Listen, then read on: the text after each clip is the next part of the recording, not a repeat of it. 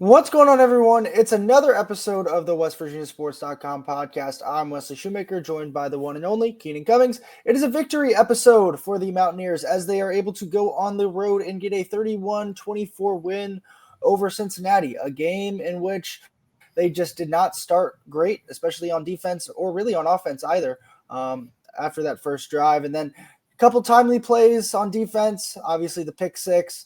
And then they were in full control until late in that second half when, for the second game in a row, things seemed to be collapsing quickly. But then fumble, scoop and score for a touchdown. They're late with about 3 minutes left, and all is well in Mountaineer land. So, Keenan, you were obviously there. Just kind of general thoughts on the game, general thoughts on how things went for West Virginia today. Well, we talked about this heading into this game in our preview show. How was the West Virginia defense going to look? Were they able to get lined up right, do everything right, get to the point where they could make some plays? West Virginia came into this game with 6 turnovers on the season. They had three turnovers, forced 3 turnovers, 2 of them for touchdowns. That hasn't happened since 2013. They played really, really well. And I think I was most impressed by this unit by just those simple things. I asked Neil in the postgame. He said, they had the bye week. They were able to get lined up. They were able to communicate. It was a focus for West Virginia, and they made plays. It wasn't their best tackling game. They had one play in the entire game that really wasn't great. It was an 80-yard touchdown pass right after the interception. On that play, they got a guy open off a missed assignment, is what Neil said. And really, he kind of questioned the effort, and I think that's fair of 2 guys that didn't make a play getting him out of bounds. But other than that, you look at the scoring drives for Cincinnati, they had to earn them. What did we talk about? You can live with Cincinnati having 10 to 14 play drives. That's what West Virginia did. They made them earn it. Even at the end of the game, I thought that they made some critical plays, tackling guys short of first downs, getting the clock running. Really, it was a very encouraging effort. It's almost a flip side. We were talking in the build-up to this game, can the defense give the offense something? Really, West Virginia doesn't win this game without their defense. It's pretty simple. They scored directly 14 points. Their turnovers led to 17, could have even been more. I think that it was a really strong effort. Offensively, wasn't the best game for West Virginia. Nico Markeel was 9 for 15, although he was very good on third down, especially throwing the ball down the field. I think he had 94 of his 150-some yards on third down. And a lot of that was kind of taking those shots down the field. Had one to Justin Robinson and another one to Traylon Ray. They didn't run the ball well. West Virginia only had 248 yards, 248 offensive yards, and scored 31 points. Of course, 2 defensive touchdowns will do that for you, but they won a game. They won this game with 9 first downs. West Virginia hasn't won a game with 9 or fewer first downs since 1973. You're pulling out all the numbers right now. Yes, I think that tells you kind of, it's complimentary football. It always is. But I didn't say anything last week, or we didn't say anything last week that the coaches didn't say themselves. What Jeff Kuhn said, what Neil Brown said. They had to do a better job disguising things on defense. They had to do a better job getting lined up. And I think they did that. They really made Cincinnati earn it. And this was a really explosive Cincinnati offense that had been playing well coming into this game. And you got to tip your hat. West Virginia did their job. Yeah, I think going back to that preview podcast episode that we said, what is going to possibly change, or even why is there a change? And the reason that there was a change is because there was a lacking of plays made on the defensive side of the ball. Well, you made 3 really big plays tonight. And that's the big thing is, although Sorsby kind of just gave you those gifts, they made the plays in order to make him give those gifts. Like on that last fumble, they pressured him. They forced him to make a decision there. That decision was obviously not the right decision for him, but if you're West Virginia, you're going to take it. And then even on the pick six, right? Like they're able to get after him on a key play, no matter which way it went. Because if they pick that up there, you're possibly looking at, you're down 2 touchdowns on the road. Like things could have gotten real dicey really fast. And then obviously, he's kind of reckless with the ball, and Reed Carrico with the big play there. So, timely plays, Keenan, and I think that's what we were looking for. And I was impressed with how they kind of brought a lot more pressure, I thought. I felt like they were really getting after it, and I know that's one thing we talked about that oh, what can you change? That's one of the things you can change is those tendencies. And so that stood out to me defensively. Offensively, like Nico just didn't really have it. The running game didn't have it. I mean, Cincinnati had more passing yards than West Virginia had total yards. That's baffling. And 48 is not a lot of yards, Wes. I know, but then they still go on the road and get in against a conference opponent and score 31 points. So like Nico said it well after the game. I thought he said that they've yet to play a game where all three phases have played well. And while we're on this phase talk, special teams today, they were outstanding. Justin Fox was outstanding. The returns were outstanding. Shaw was outstanding. I know. I think I just wrote this down. I think West Virginia had 3 punts inside the 20. I know that they had 141 kick return yards on either kickoffs or punt returns compared to Cincinnati, I think had 54 or 55. So that's a big, big difference. And especially in a game where your offense doesn't have their fastball per se, when you can get yards and make plays and kind of flip a field in a sense on special teams, that goes a long way. And I think that showed as well tonight. Yeah, and I think, speaking to that, you can just say two numbers really sums up the special teams impact in this game. West Virginia average starting field position, the 41. Cincinnati was their own 21. So, I mean, a lot of that was dictated by kick returns, punting. Even that last drive, the last meaningful drive, when they forced the fumble, which was a great play, by the way, to force that fumble, get the ball to go backwards. I think that you look at what West Virginia did to get them there. They backed them up to start that drive. So they had to run the ball. They couldn't just go spread. West Virginia had been able to get a little bit of pressure, which Neil mentioned as well. You get pressure, it makes you look better on defense. And, they've been able to get some pressure at times, but they haven't been able to hold up in the back end. I think that they did that today, at the second and third levels and played really well. You got to give credit. The credit is due. And I think that the defense looked good. And I think if West Virginia can get that same kind of effort, because Cincinnati had been playing pretty good offense, if they can get that same kind of effort moving forward against Baylor, UCF, Texas Tech, who knows what can happen? Because the one thing that is true, whether people want to believe it or not, and we've talked about this a lot, I think people are tired of hearing us say it just for the fact that, we're at that point of the season, but there's a lot still out there for West Virginia. Look at games going on right now. The Big 12's wacky.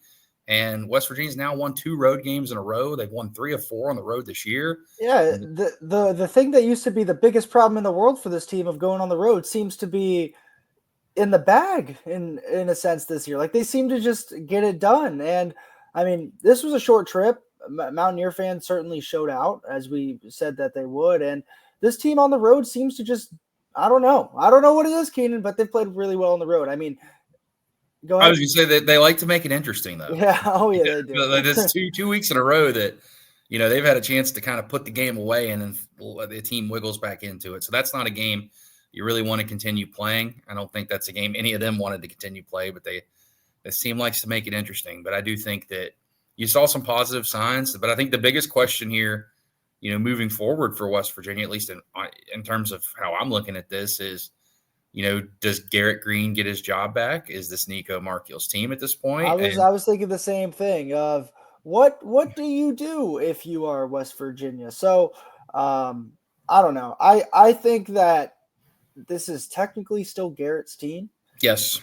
I don't think Neil's a fan of the Wally Pippen. I don't think he is. He doesn't want to Wally Pip somebody and, lose their job due to injury. And I think, however, I do think that a performance like today from Nico goes a long way for Garrett. I just think that as good as Nico looked against Arizona, he looked considerably worse today against Cincinnati. And that I'm not saying that's all on him. Like Cincinnati, they do things that are different. That dropping 8 is different, especially for a quarterback making only his 3rd start, which, however, Nico Markell still undefeated as a starting quarterback, Keenan. All against conference opponents too. But I just think that if Garrett's good to go, I don't see a world that Garrett doesn't go. You get it at home too. I think if Garrett's good to go, he should be the starter next week. And I'm not sure it's that much of a discussion or crazy concept around that. I think that today I agree with you, but I do think it's encouraging for the future in the simple fact that you've seen Nico Markell play at his best in West Virginia win. You've seen Nico Markell not bring his A game, and they still find a way to win. He did make some really nice plays in that game that, again, they don't win without it. some really nice throws on third down. He made a nice run for a touchdown. Those deep balls were really impressive. I think that's one thing that we pointed out that had to get better after Arizona, and I think those were the touch on those balls, especially up the sideline there a couple times. That was really impressive to me. Just to even like a 2-week, week-to-week growth, I think that's important to focus on for a young guy like him too. Yeah, and West Virginia's law. The thing too, he didn't get a lot of help out of the ground game. West Virginia rushed for 90-some yards. They have not. They struggled in that department, and West Virginia has not won under Neil Brown very often when they rush for fewer than 100 yards. I think the 92 total is the 92 Yeah. total. And see, man, let's like the last CJ time they did it too. was Army. Yeah, So it's been a while. that's forever ago.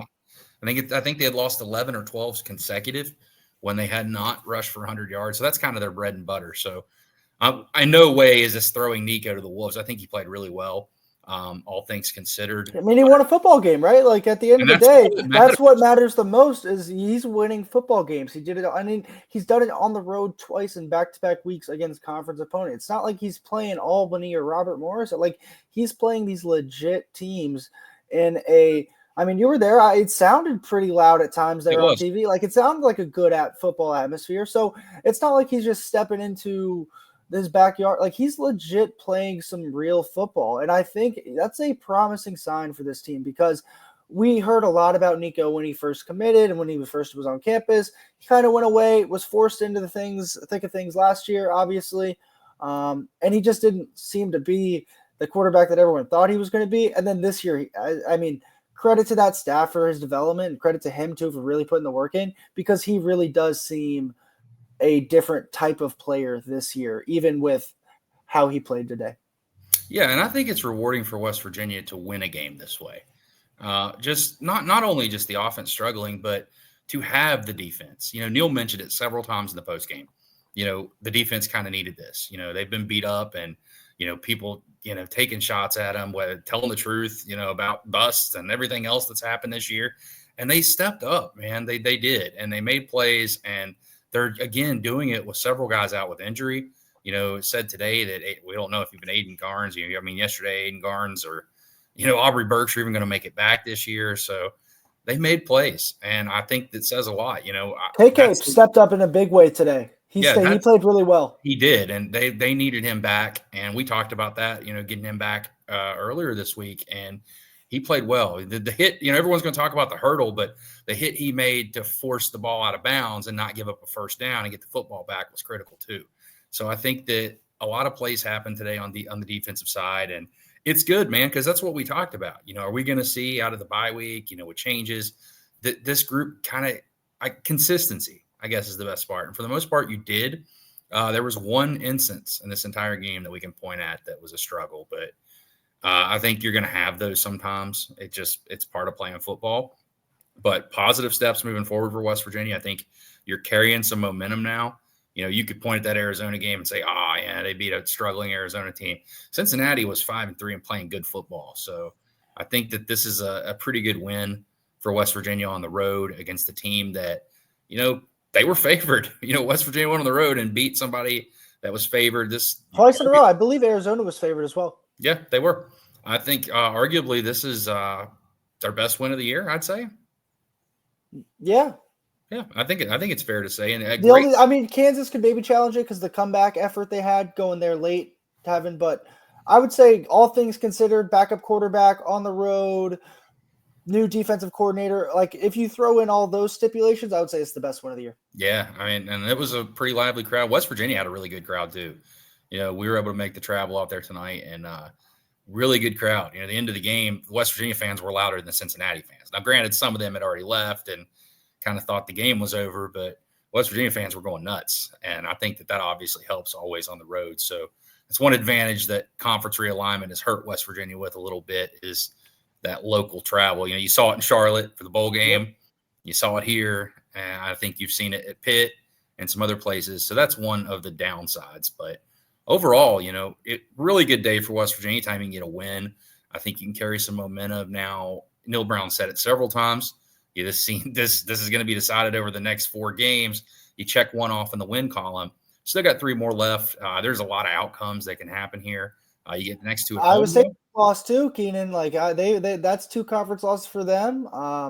the crazier things have happened. It's still there. It's still there. I saw a graphic today, and I laughed out loud because it's funny, but West Virginia still, it was like teams with a 0.1 to 1% chance to make the playoff, because technically that path is still there. And I'm not saying by any means that they're, but like what Neil said of it's still there. I mean, they just got to keep winning football games, and they did that today. Go ahead. Yeah, truthfully though, like it doesn't matter how me, you, or whoever Exactly. else feels about it. It's How all they feel about about whether it. the team buys into it, and any motivation they can use is positive. I think that's what you got to go with right now. You're at that point of the season. You're dog days of the season. You're beat up. Guys are injured. Really, you look for almost any motivation you can find in some instances, and that's something to look to. And I think it obviously worked. Because West Virginia. Now, granted, Sorsby gave them a pretty good hand there with that Will Levis impersonation, but I think that they made the plays, as you mentioned earlier, and then they continue to make plays. And, that's a unit that's been beat up, has struggled at times. They carried the team today. Special teams has been really consistent forever. Can this team ever put it all together? Can all three sides of the ball play a good game? Stay tuned. We might find out in the next three. Hey, and I mean, another vote of confidence for them going forward is that Baylor has never come into Morgantown and won, Keenan. So you said it. I didn't say it. You said it back in August, so I'm just repeating what you said. But no, in all seriousness, one thing I wanted to just quickly point out, PFF grades, I mean, they can still change, but I just briefly looked at them. And on the defensive side of the ball, especially over the last couple of games, there's been a lot of guys that have struggled grade-wise. And I know that's not the end-all be-all in terms of how people played, but I think there was only like 3 total guys below a 60 or 58, 55 grade today, which that's pretty impressive considering that 60 is the average mark, because they've had some couple guys in the last couple games that have been in like the 30s and 20, like woof. But overall, they played well. And another thing, as far as guys, I think they only had 16 guys play on offense today. There was no Hudson Clement.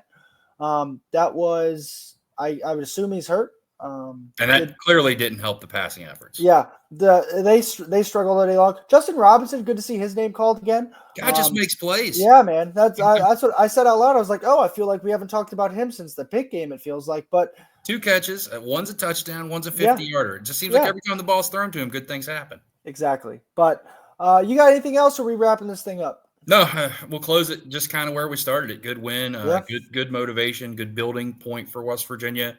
You're 5-4. You look at the league. I mean, it sounds cliche, and I think people think we're just saying this, but anybody can beat anybody in this league. I actually picked Kansas to beat Iowa State, and I got some laughs at me in the press box today. So turns out I can pick some games right. Look at you, big dog. However, I got this one right, and you got this one wrong. Hey, I did say in my defense that I thought this game could be a coin flip. I thought it would be high scoring. I was off a couple points, and I picked the wrong team. I'll own that. I did. But I do think that, I have picked this team a lot this year. And I think that you want to be playing your best football at this time of the year. I don't know if West Virginia is quite there yet, but they sure as hell took a big step on the defensive side of the ball today. Yeah.